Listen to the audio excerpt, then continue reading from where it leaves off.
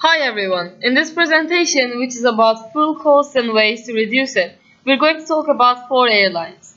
2 of them are full service carrier airlines, British Airways and Qantas Airways, and 2 of them are low cost carrier airlines, Virgin America Airlines and AirAsia Airlines. Followingly, we're going to give information about fuel costs, how to reduce it, and the comparison of full service and low cost carrier airlines. For the airline industries, fuel costs are one of the biggest expenses. Fuel costs account for 29% of all operating expenses and 27% of the overall airline industry revenue. If all the other factors remain constant, the decline in the cost of fuel improves the profit margin for the airline industry.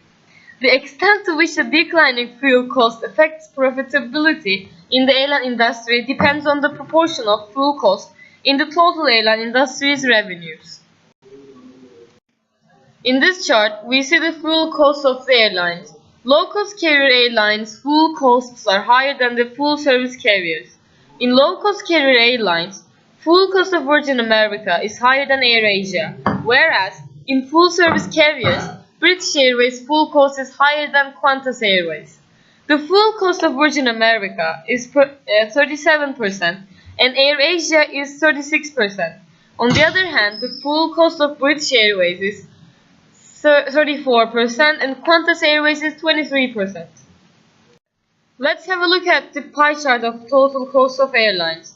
Virgin America's total cost in 2015 consists of 62% of fuel and 38% of other things.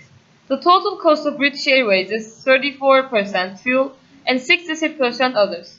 Moreover, AirAsia's total cost in 2015 is 37% fuel and 63% others. Finally, the total cost of Qantas Airways is 23% fuel and 77% others.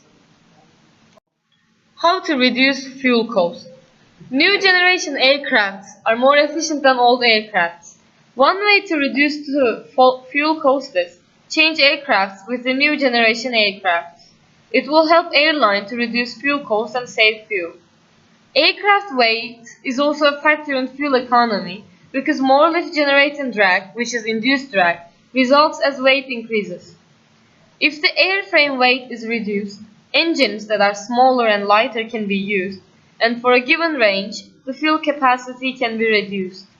Thus, some weight savings can be compounded for an increase in fuel efficiency. Another way to save fuel is direct routing. Another big factor in fuel efficiency is the size of the airplane. A bigger fuselage has to shove more air out of the way, so it creates more drag and thus requires more power.